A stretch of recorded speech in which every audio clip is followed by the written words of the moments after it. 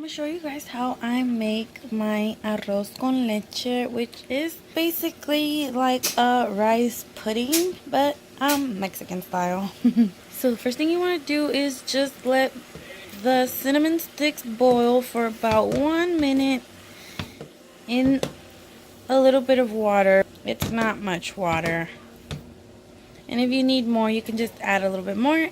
So we're going to let this boil for about 1 minute, and then we're going to add the rice into the water with the cinnamon sticks. Okay, so once that's boiled for a minute and you start smelling the cinnamon, we are going to add, wrong way. We're going to add 1.5 cups of rice in there. So as you can see, the water just covers the rice, and I'm going to add a bit more of water so it can be a little bit over covering it. Okay guys, so I'm gonna add 1 more cup of water, and it's covering now. And we're just gonna let this basically kind of cook in this until all the water is almost gone.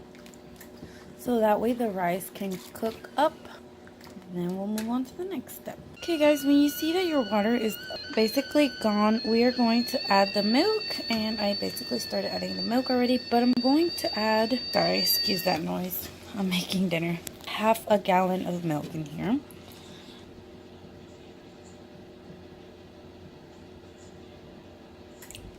And if you can't boil milk, make sure you get a bigger pot so it doesn't overflow.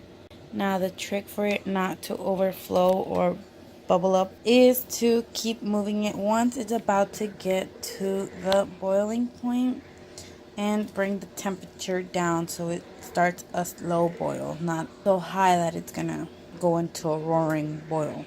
And after this, basically you cook it for about 15 minutes. And I'll show you guys when it's about to boil. Okay guys, so at this moment you can see there's like little bubbles creating at the top, and that means you need to start moving it so that way it does not overflow.